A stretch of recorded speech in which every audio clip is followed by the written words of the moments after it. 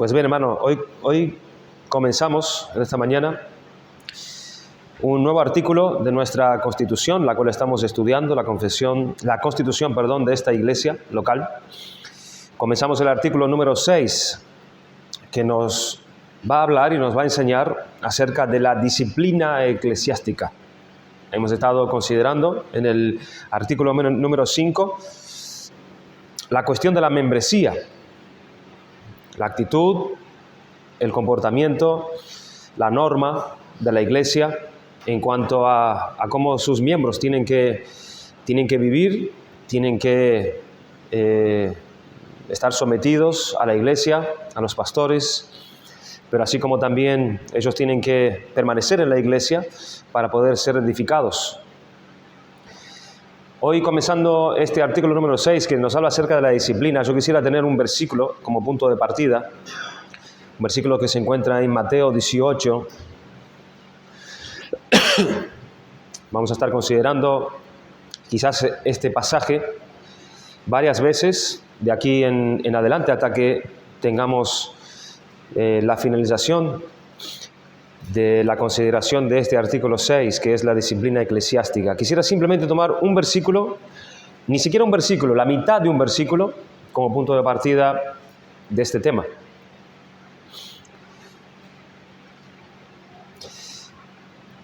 Y es el versículo número 17, que dice, la segunda parte del versículo 17, que dice así: y si no oyere a la iglesia, tenle por gentil y publicano. Y si no oyere a la iglesia, tenle por gentil y publicano. Creo que está de más, todos nosotros sabemos repetir que el fundador, el dueño, el gobernador, el que dirige, el que prospera, el que edifica a la iglesia, es el Señor Jesucristo. Él es el que derramó su propia sangre para poder salvar y perdonar los pecados de su pueblo. Así que de Él es el reconocimiento sobre la iglesia como aquel que la gobierna. Entonces, esto significa que la iglesia le pertenece a Jesús y es la iglesia la que debe representarlo a Él ante las naciones. El pueblo de Dios, el pueblo de Cristo, está llamado a representar a Cristo ante las naciones. En vista de esto, entonces, es vital, hermano, la pureza en la iglesia. La pureza en la iglesia y la disciplina en la iglesia, practicada de manera correcta, ayuda entonces a que se asegure esta pureza en la iglesia. El distinguido pastor y teólogo bautista del siglo XIX, llamado Ezekiah Harvey, él escribió así acerca de la disciplina en la iglesia. Disciplina incluye todos aquellos procesos por los cuales una iglesia, como encargada del cuidado de las almas, educa a sus miembros para el cielo. Brinda instrucción pública y privada en el Evangelio. El mantenimiento de reuniones sociales para su edificación y confort y, en general, el cultivo de un espíritu que viva y atesora la vida cristiana. En esto radica el poder principal de la iglesia. El tono puro y saludable de la vida religiosa en el cuerpo, un espíritu que todo lo impregna de amor y lealtad a Cristo y la iglesia, son los medios más eficaces de asegurar una vida pura en los miembros individuales, como entonces la iglesia se convierte en un imán espiritual para atraer y retener las almas en Cristo y en ella misma. Pero disciplina, en un sentido más estrecho, denota la acción de la iglesia, ya sea como individuos o como un cuerpo.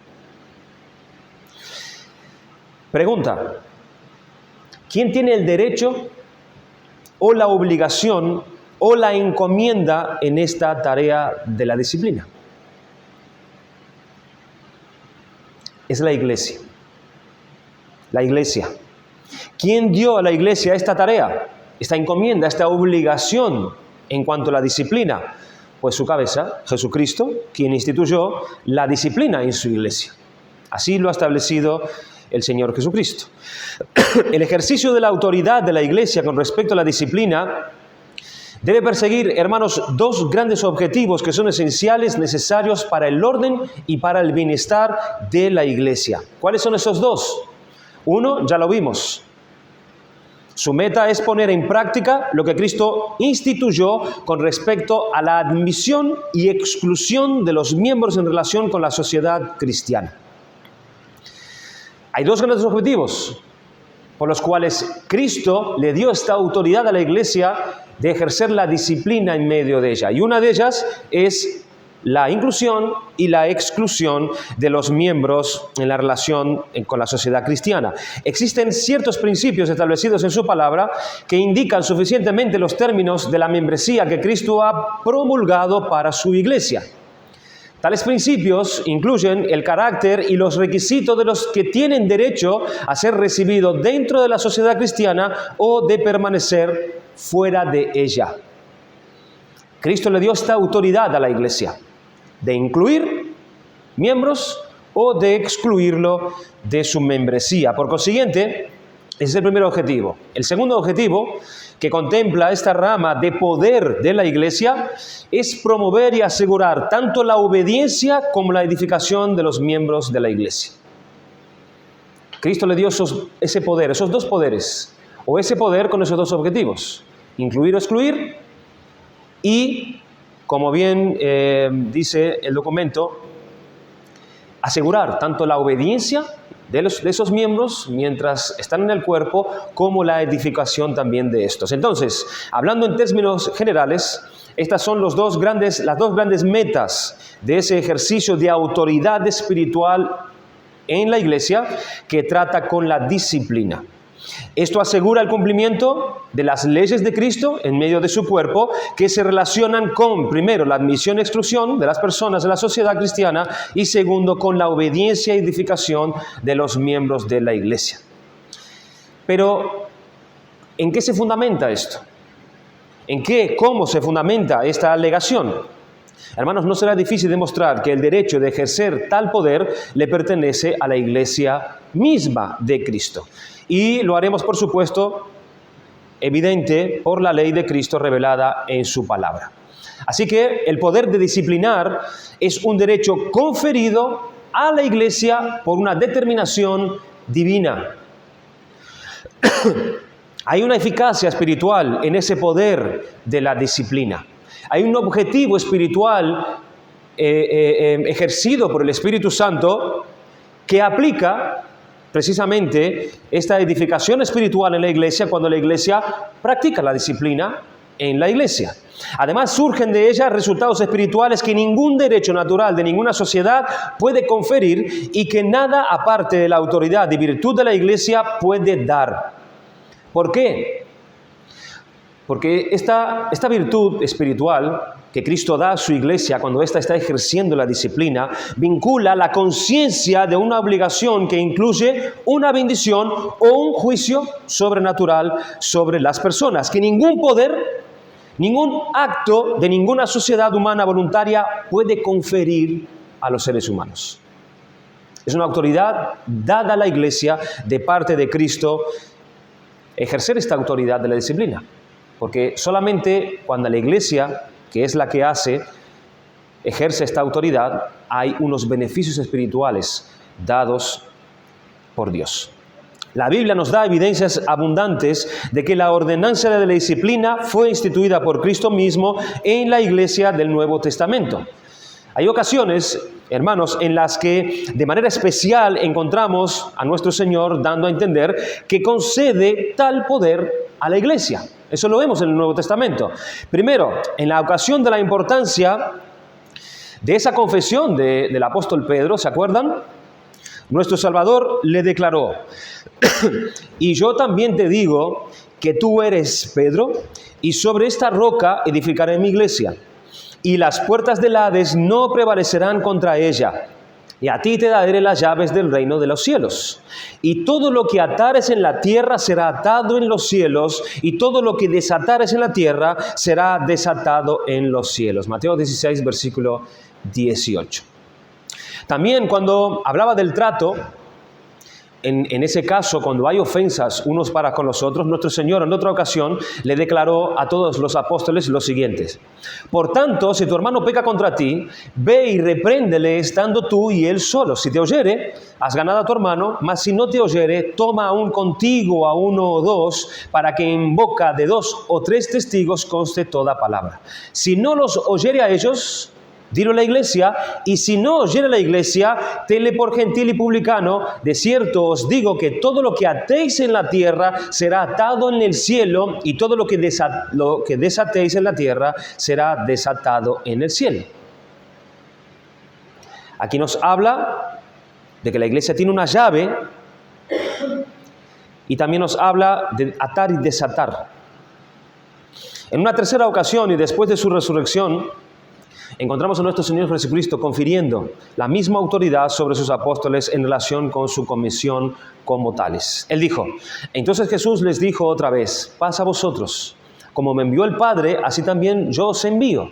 Y habiendo dicho esto, sopló y les dijo: recibid el Espíritu Santo. A quienes remitieres los pecados, les son remitidos, y a quienes se los retuvieres, les son retenidos. Juan 20, 21. Aquí vemos 3 pasajes con claridad donde se le ve al Señor Jesucristo otorgándole autoridad a la iglesia para efectuar algunas funciones. Al examinar y comparar estas declaraciones de las Escrituras, resulta claro que nuestro Señor transmitió a ellas, a su iglesia, el don permanente de autoridad y poder en el área de la disciplina, que se extendía mucho más de la época de los apóstoles. Aún la iglesia sigue teniendo esta autoridad. Los pasajes que hemos citado son evidentemente pasajes paralelos, y cada uno ayuda a interpretar al otro. La frase "las llaves del reino de los cielos" en el primer pasaje es paralelo al poder de atar y desatar. Presten atención, hermanos, a esto que vamos a estar hablando aquí. Cada uno de estos dos es equivalente al mismo tiempo a ese poder de remitir y retener pecados, mencionado en el tercer pasaje. La expresión "el reino de Dios", usada al darle a Pedro las llaves, coincide con un uso común de estas palabras en el Nuevo Testamento.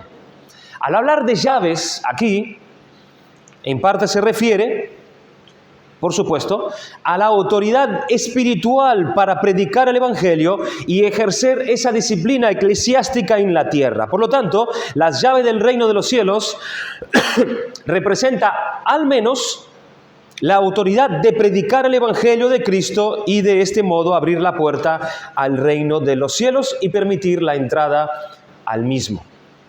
Esas llaves no se refiere a un poder soberano que Cristo le dio a la iglesia. No, porque es una verdad indubitable que solo Cristo posee este poder.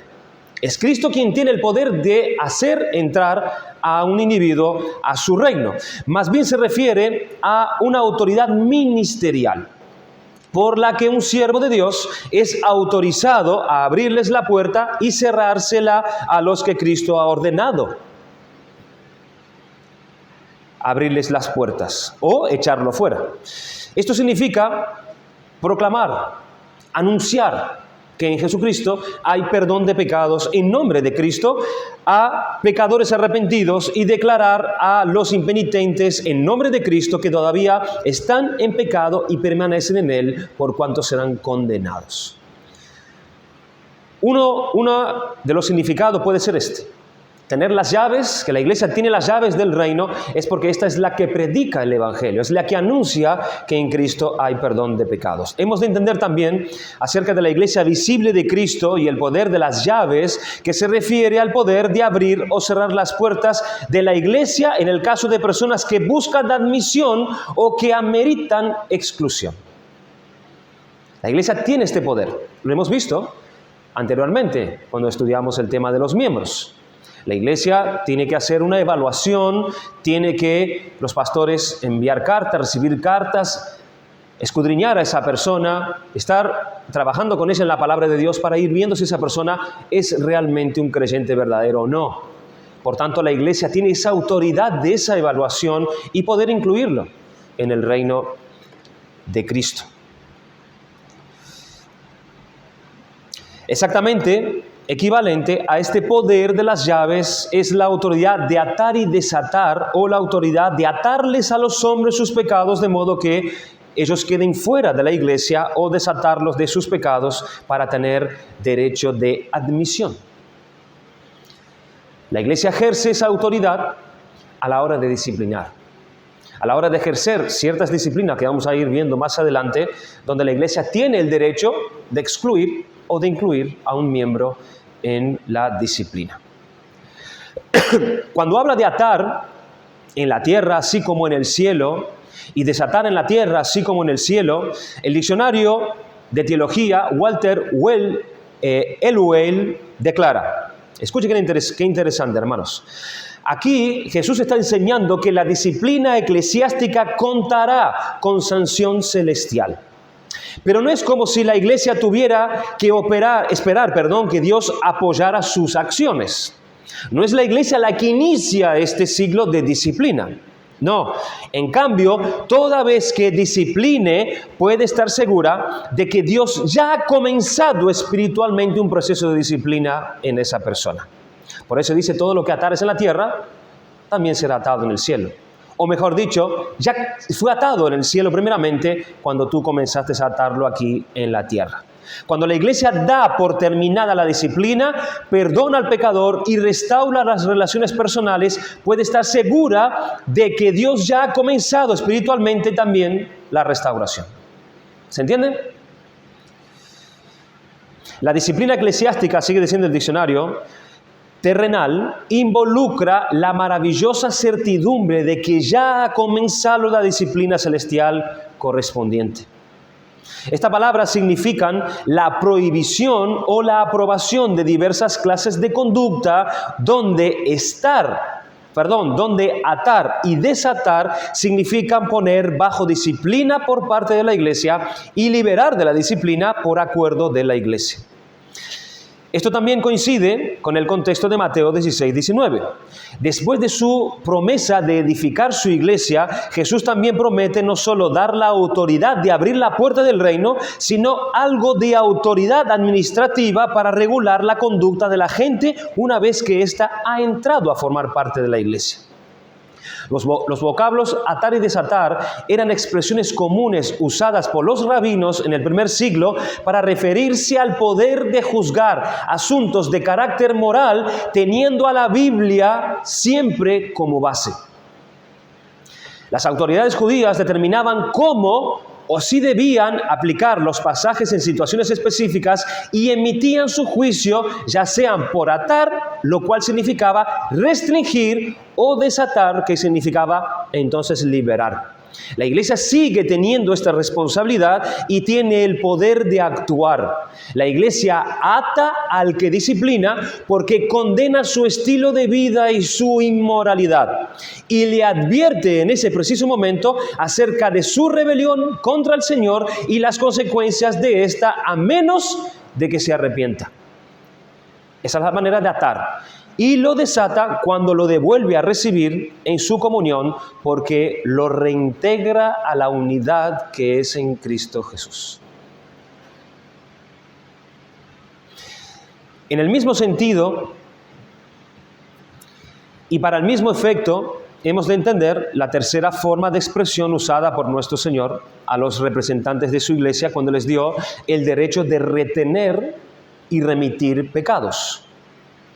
Este lenguaje no debe interpretarse de manera literal, como un poder dado por Cristo a la iglesia para poder perdonar pecados de los hombres. No, la iglesia no tiene ese poder, o para condenar a ciertas personas eternamente. No, ha de entenderse como la autoridad conferida a la iglesia solo respecto a los privilegios externos o aquellos castigos por transgresiones, los cuales, siendo una sociedad visible, tiene entonces autoridad para dar o para quitar. ¿Se entiende? Los tres pasajes en los que nuestro Señor otorga a la Iglesia este importante poder deben ser interpretados los tres en una conexión mutua. Si se comprenden correctamente, entonces no dan ninguna idea de conferir un poder de perdonar o absolver de las consecuencias eternas del pecado. Por otro lado, sí presentan una prueba muy satisfactoria de la autoridad de la Iglesia para ejercer un poder de disciplina, imponiendo y quitando judicialmente censuras eclesiásticas cuando se trata de sus miembros. Entonces, hermanos, vemos que es bíblico y es una evidencia bíblica que Cristo le dio esta autoridad a la Iglesia para ejercer disciplina en medio de ella. ¿Por qué es necesario destacar la autoridad que tiene la Iglesia para disciplinar, cuya autoridad es dada por su propio Señor? ¿Por qué es necesario destacar esto? Porque tú puedes decirlo, sí, eso ya lo sé, ya sabemos que la Iglesia tiene autoridad de parte del Señor Jesucristo, los pastores tienen esa autoridad de ejercer disciplina. ¿Por qué es necesario remarcar esto? Hermanos, porque muchos son los que cuestionan el derecho de la Iglesia a intervenir en la vida de sus miembros. Algunos alegan que la disciplina resulta en una intromisión en mi privacidad que es contraria a la libertad cristiana.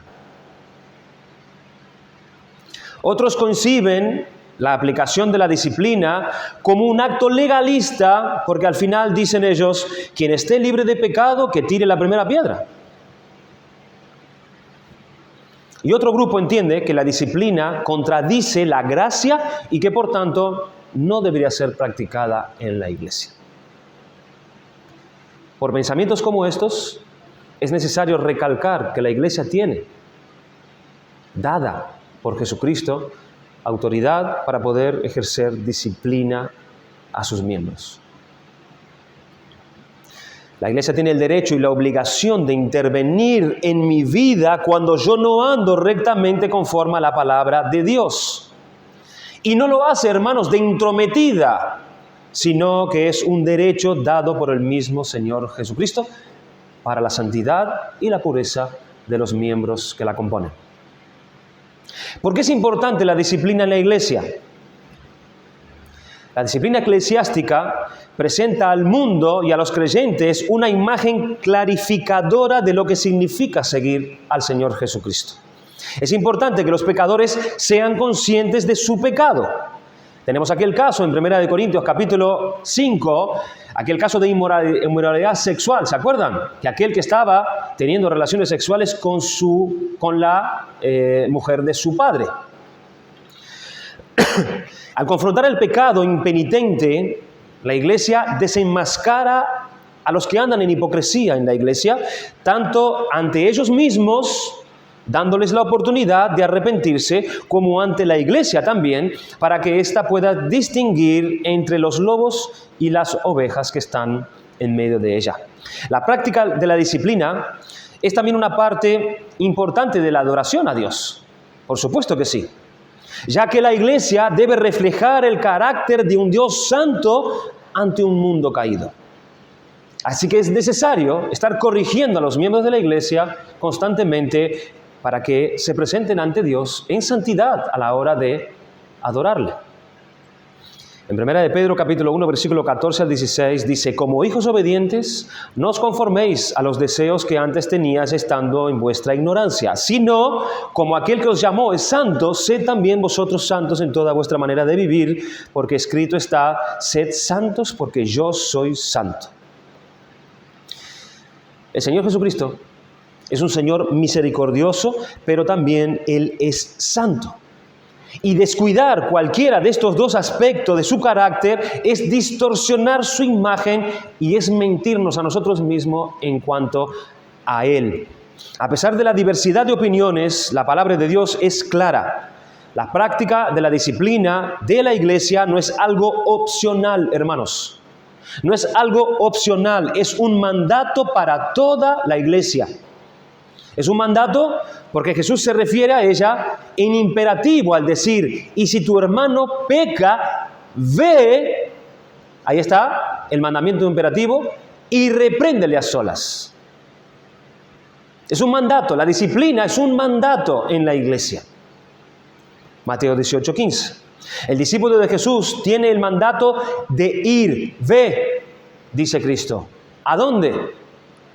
Donde tu hermano, que se encuentra en pecado, y tú tienes el deber de intervenir. A pesar de ser importante la presencia de la disciplina en la iglesia de Jesucristo, esto es algo necesario. Es importante, pero es necesario. ¿Por qué? Y voy a dar 3 motivos. Es necesario porque debido a la tendencia del pecado a enraizarse en la vida del creyente. Por eso es necesario. En Romanos capítulo 7, versículos del 8 al 24, tenemos aquellas palabras de Pablo donde él habla de su propia lucha contra el pecado. Pablo habla de manera dramática sobre su lucha contra su pecado. Es increíble ver la lucha con el pecado del apóstol Pablo cuando él dice, pues no hago el bien que deseo, sino que el mal que no quiero, eso es lo que practico. Así de fuerte, así de profundo es el pecado que aún permanece en los corazones del creyente. Por eso es necesaria la disciplina. Dicha condición implica que, en ocasiones, los creyentes necesitan la ayuda amorosa que es la disciplina de la iglesia para dejar atrás esas prácticas pecaminosas en sus vidas. De ahí que, si tu hermano peca, ve. Ve. Y por eso que Pablo manda a que si alguno es sorprendido en alguna falta, aquí está, vosotros que sois espirituales, restauradlo en espíritu de mansedumbre. Ve. Si tu hermano está en alguna falta, ve a disciplinarlo. Hermanos, la naturaleza caída sigue presente en cada uno de nosotros. Es precisamente por esto que la disciplina de la iglesia se hace necesaria. Esa es parte de la medicina de Dios, que Dios usa para sanar a su pueblo enfermo por el pecado. Bien dice Dios en Hebreos capítulo 12 de la carta de Hebreos, que la disciplina es una muestra de su amor. Por eso es necesaria. El pecado remanente no solo es profundo, sino que también es furtivo. Ese es el segundo motivo por el cual es necesaria la disciplina en la iglesia. Porque el pecado es furtivo. Este término furtivo hace referencia a la tendencia que el pecador tiene por diversas razones a esconder su pecado. ¿Por qué es necesaria la disciplina? Porque somos propensos a esconder nuestro pecado. Que se hace a escondidas o de manera disimulada. De hecho, esta tendencia se observa tan temprano como allí en el Edén mismo. En Génesis 3:8 se indica que luego de que la primera pareja pecó, ¿qué fue lo primero que hicieron ellos? Esconderse. Esconderse de Dios. Taparse sus pecados, justificándose a sí mismo. Esta tendencia a esconder el pecado es parte de lo que la disciplina de la iglesia trata de resolver entonces. Muchos creyentes no dejan su pecado a menos que se les señale su pecado. De hecho, muchos creyentes ni siquiera ven su propio pecado, al menos que venga otro y se lo muestre. Y hermanos, Dios sabe esto. Y por dicha razón deja instrucciones específicas para que en la iglesia nadie peque con impunidad, sino que, por el contrario, unos velen por los otros y se ayuden a caminar en santidad. Por eso la disciplina de la iglesia es necesaria también por este motivo, porque solemos ocultar nuestro pecado. Y en tercer y último lugar, el tercer motivo por el cual es necesaria la disciplina de la iglesia es porque persuade a otros a no pecar. La disciplina a un miembro persuade a otros a no pecar. Adicionalmente, cuando la disciplina de la iglesia es aplicada sobre alguno, los que observan, los que son testigos de dicha disciplina, son persuadidos a no pecar, sea en el mismo ámbito de la disciplina o en cualquier ámbito de sus vidas. Así que en este sentido, las palabras de Pablo son sobrias cuando les dice a los corintios: vuestra jactancia no es buena. ¿No sabéis que un poco de levadura fermenta toda la masa? 1 Corintios 5:6.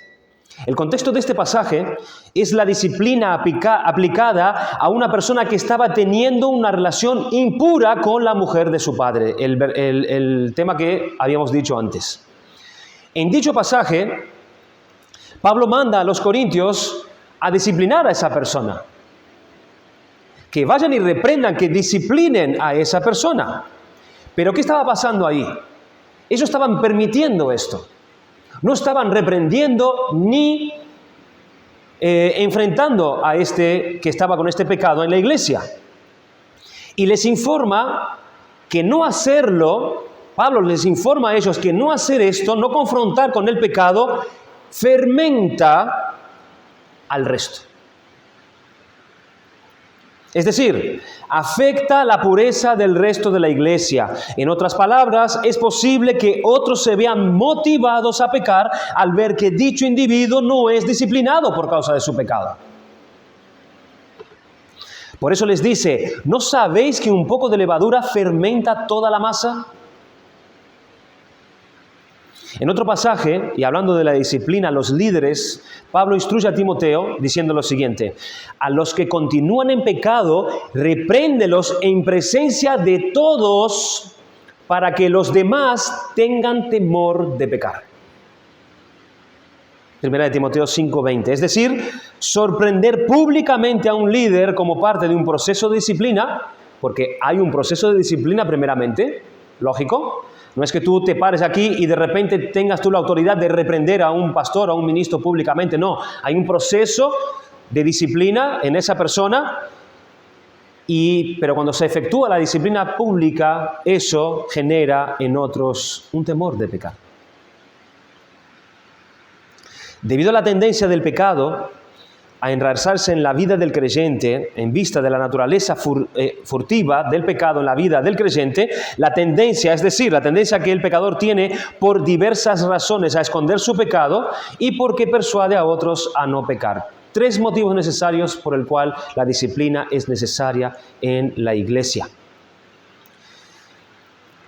Existen 2 características de disciplina eclesiásticas que describen diferentes maneras que la iglesia puede enseñar a sus miembros a una forma de vivir piadosa y en las doctrinas correctas.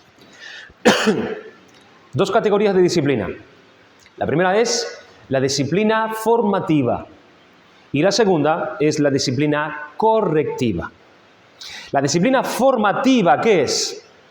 Esta se trata de una medida de prevención. Es la disciplina formativa. Es específicamente lo que estamos haciendo aquí, ahora. O es lo que vamos a hacer en el acto de nuestra adoración al Señor cuando se presente la exposición del Evangelio, de la palabra de Dios. Es una disciplina preventiva. Abarca la enseñanza directa y positiva de la verdad bíblica por medio de los sermones y las lecciones de la escuela dominical. También incluye la transmisión de modelos de vida piadosa y el discipulado de los nuevos creyentes. Cuando aquí hay miembros nuevos, se les discipula en nuestra confesión, en nuestra constitución, etc. Y eso es una disciplina formativa. Nosotros podemos estar disciplinando de esta manera a nuestros hijos en nuestro hogar, siempre que estamos instruyéndolos en la palabra de Dios. Es una medida de prevención, hermanos. Una medida de prevención. Y luego, por otro lado, tenemos la disciplina correctiva. Esta disciplina correctiva, ahora se utiliza cuando surgen problemas en la iglesia. Puede suponer tener que confrontar, desafiar, reprender y excomulgar a un miembro por su falta de arrepentimiento o por sus enseñanzas erróneas. La disciplina correctiva tal vez parezca controvertida, pero Jesús enseñó claramente que si un creyente continuaba en pecado a pesar de las llamadas al arrepentimiento, la iglesia debía tratarlo como si fuese gentil y publicano. A esta exclusión de la membresía de la iglesia suele llamársele disciplina eclesiástica o también excomulgación, ya que a quienes están bajo disciplina no se les permite participar en la comunión con los creyentes, la cena del Señor, las oraciones, etcétera, etcétera. Vamos a hablar hoy, con el tiempo que nos queda, de esta disciplina formativa. Simplemente la podamos conocer un poco más y la próxima vez estaremos abarcando, por supuesto, con más temas, esto de la disciplina correctiva. Si puedes leer allí, en nuestra Constitución, en esa sección 1, que nos habla acerca de la disciplina formativa, fíjate la relación que tiene con lo que hemos venido hablando hasta aquí. Dice así, si lo tienes ahí, puedes leerlo conmigo. Disciplina formativa. Todo discípulo de Cristo tiene que estar bajo su disciplina, su instrucción y corrección, la cual se administra a cada uno tanto personalmente como por medio de la iglesia. La sumisión mutua unos a otros y a los sobreveedores que el Señor ha puesto sobre su iglesia resultará en la santificación de cada miembro individualmente y del cuerpo entero de la iglesia en su conjunto. Sin embargo, hay ocasiones cuando la disciplina formativa sola es insuficiente y se hace necesaria la disciplina correctiva. Así que vemos aquí que este tipo de disciplina, que es la formativa, no solamente los pastores, aquellos encargados o los predicadores de traer la palabra de Dios ministrada en la iglesia, sino también unos con los otros. Tenemos también este ministerio, los miembros de la iglesia, unos para con los otros. Debemos disciplinarnos de manera formativa, no solamente cuando hay un problema, porque estamos hablando de ir a exhortar, de ir a reprender, de ir a traer al hermano otra vez a la obediencia a la palabra de Dios, sino que esto tiene que ser un ejercicio continuo entre los miembros de la iglesia. De eso se trata la edificación mutua. Nos edificamos unos a otros con la palabra de Dios, ¿verdad? Por eso todos estamos llamados a este tipo de disciplina, la disciplina formativa, tanto los pastores como los predicadores, como cada miembro uno para con los otros. Un pastor definió la disciplina formativa de la siguiente manera. La disciplina formativa de la iglesia consiste en la enseñanza y entrenamiento de los creyentes en relación a sus responsabilidades como cristianos y miembros de la iglesia, y esta enseñanza y entrenamiento bien podría ser llamada disciplina también preventiva, como dijimos antes. Porque la enseñanza de la palabra es un antídoto adecuado para todas las formas de pecado. Así que la formación individual y como iglesia en la enseñanza fiel de la palabra de Dios es primordial. ¿Por qué se está llamado a la dura reprensión a aquellos que levantan falsas doctrinas en la iglesia? Porque precisamente la disciplina formativa lo que hace es traer edificación a la iglesia y las herejías lo que hace es traer destrucción a la iglesia. Por eso la disciplina formativa es muy importante. Ser fiel a una disciplina formativa es muy importante dentro de una iglesia. No es en sí mismo el acto de practicar esta disciplina formativa, sino la fidelidad de la palabra que se predica y se enseña como disciplina formativa. Nosotros leemos en Hebreos capítulo 12 lo siguiente.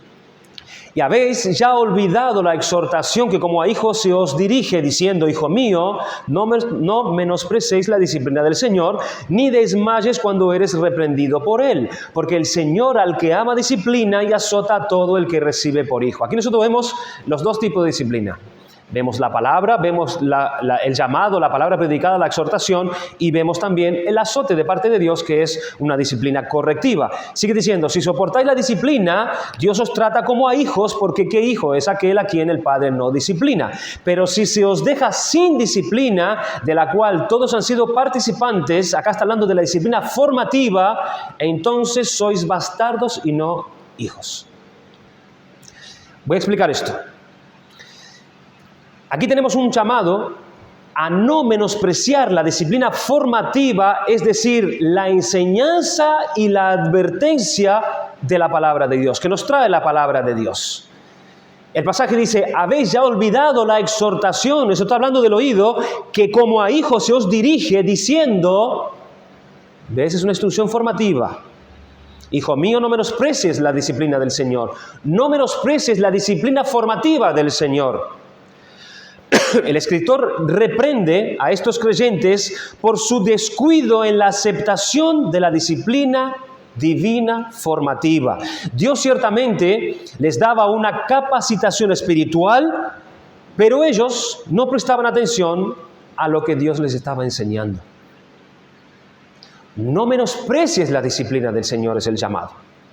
Esta actitud descuidada hacia la disciplina los colocaba en la misma categoría que los hijos ilegítimos, por cuanto rechazaban el adiestramiento y la preparación que recibían los verdaderos hijos de Dios. Si no recibían la disciplina formativa, ellos eran considerados por Dios como hijos ilegítimos, porque no recibían la preparación.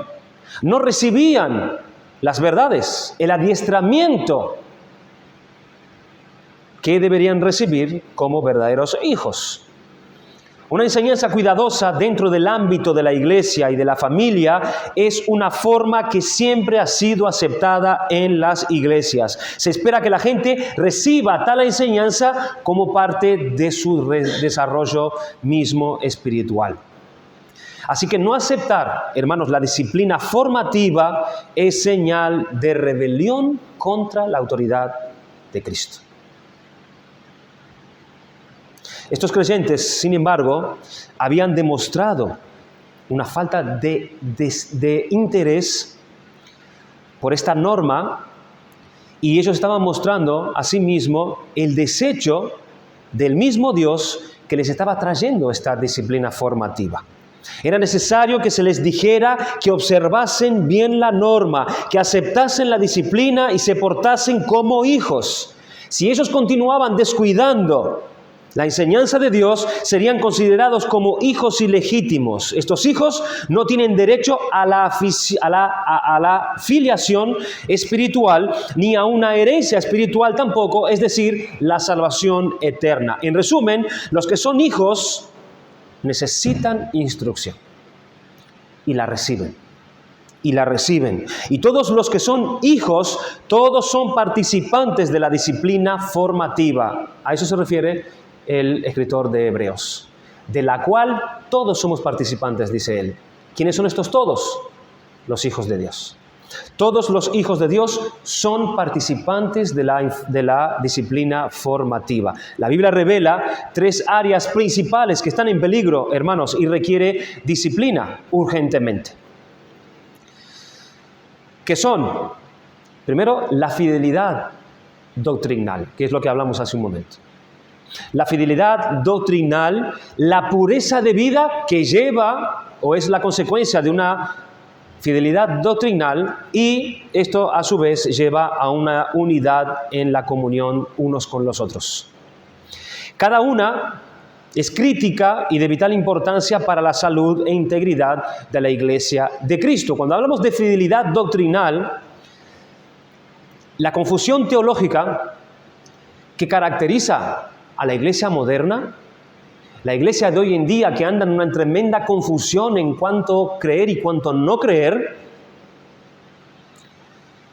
son directamente atribuibles a la negligencia de la iglesia en no separarse del error doctrinal y de las herejías que enseñan a la iglesia. La Biblia es clara sobre este asunto. Cualquiera que se extravía y no persevera en la doctrina de Cristo no tiene a Dios. El que persevera en la doctrina de Cristo, ese sí tiene al Padre y al Hijo. Si alguno viene a vosotros y no trae esta doctrina, no lo recibáis en casa ni le digáis bienvenido, porque el que le dice bienvenido participa en sus malas obras. Es de vital importancia que la sana doctrina sea la que nos instruya, sea la que nos forme. El apóstol Pablo instruyó a los Gálatas diciendo que si aún nosotros o un ángel del cielo os anunciare otro evangelio diferente del que os hemos anunciado, sea anatema, es decir, sea maldito de Dios. Como antes hemos dicho, también ahora lo repito, si alguno os predica diferente evangelio del que habéis recibido, sea anatema. Las epístolas de Segunda de Pedro y Judas advierten explícitamente de los peligros que se presentan en la iglesia por la intrusión de falsos profetas y herejías en medio de ella. Judas advierte a la iglesia que algunos hombres han entrado encubiertamente, los que desde antes habían sido destinados para esta condenación. Hombres impíos que convierten en libertinaje la gracia de nuestro Dios y niegan a Dios, el único soberano, y a nuestro Señor Jesucristo. De manera similar, Pedro también advirtió en su segunda carta, capítulo 2, versículo 1, habrá entre vosotros falsos maestros que introducirán encubiertamente herejías destructoras y aún negarán al Señor que los rescató, atrayendo sobre sí mismo destrucción repentina. La iglesia no solamente tiene que separarse de estas herejías y mantener una sana doctrina en medio de ella, sino que ella debe separarse también de los herejes que traen estas herejías. Literalmente. Porque es una destrucción para la iglesia, tanto una cosa como la otra. La posición permisiva de la iglesia en este siglo ha permitido que las herejías más extremas se desarrollen libremente y que los herejes incluso sean festejados y anden libremente en medio de ella. Una iglesia no puede tener una comunión cristiana auténtica y a la vez permitir, hermano, en medio de ella la falsa doctrina. No puede, no es congruente. Tiene que haber simultáneamente dos cosas, la ortodoxia en la doctrina y la ortodoxia de comunidad en la iglesia visible, porque esa será una comunidad que el mundo puede ver. Por lo tanto, por la gracia de Dios, la iglesia tiene que ser conocida simultáneamente por la pureza de su doctrina y la autenticidad de su comunidad, es decir, la manera como vive. Y una correcta disciplina formativa lleva a la iglesia entonces a la pureza de vida. Los cristianos deben vivir en obediencia a la palabra de Dios y ser ellos mismos un ejemplo en su conducta e intachables en su testimonio. La falta de atención a esa pureza moral es señal segura de la rebeldía de la congregación ante la palabra del Señor. Cae de maduro. Una iglesia que anda impuramente, que anda en pecado, es una iglesia que no anda conforme a la obediencia de la palabra del Señor, anda en rebelión contra la palabra del Señor. Escribiendo a los Corintios, Pablo los reprendió severamente diciendo: ¿no sabéis que los injustos no heredarán el reino de Dios? No erréis, ni los fornicarios, ni los idólatras, ni los adúlteros, ni los afeminados, ni los que se echan con varones, ni los ladrones, ni los avaros, ni los borrachos, ni los maldicientes, ni los estafadores heredarán el reino de Dios. Y estos erais algunos, mas ya habéis sido lavados, ya habéis sido santificados, ya habéis sido justificados en el nombre del Señor Jesús y por el Espíritu de nuestro Dios. Cuando los cristianos pecan, hermanos, su pecado tiene que ser confrontado por la iglesia de acuerdo con el modelo que la palabra revela como la palabra de Dios. Tenemos que ser confrontados. La iglesia tiene esa autoridad de confrontar por medio de la palabra de Dios nuestros pecados. ¿Y cuál es la meta, hermanos, de la disciplina? Esto lo vamos a abordar con más profundidad en estos días. ¿Cuál es la meta de la disciplina? La meta de la disciplina es restaurar. Es restaurar a ese hermano, es restaurar a esa hermana, y no montar un espectáculo público. Esa no es la intención. Es volver su corazón a la obediencia a Cristo. Esa es la meta de la disciplina. El peligro moral más grande de la iglesia, hermanos, es tolerar el pecado. No podemos tolerar el pecado en medio de nosotros. No podemos tolerar el pecado dentro de mí primeramente, como miembro lo tengo que saber. Pero cuando esto no sucede, la Iglesia, con autoridad dada por Cristo, debe disciplinar, debe corregir, debe instruir, debe reprender. ¿Para qué? Para que como meta de la disciplina, restaurar al que está en pecado. La Iglesia no debe tolerar el pecado en la Iglesia. Por otro lado, una de las bendiciones, hermanos, más grandes de la Iglesia es el don de la disciplina eclesiástica bíblica, donde Jesucristo bien lo llamó el ministerio de las llaves. Es el que tiene la Iglesia, el ministerio de las llaves del reino. Cristo se la dio, es su obligación ejercer esa autoridad y esa disciplina en medio de nosotros. Y por supuesto, cuando tenemos una doctrina fiel, cuando esa doctrina fiel mantiene la pureza en medio de nosotros, eso da como resultado una comunión perfecta entre los miembros de la Iglesia.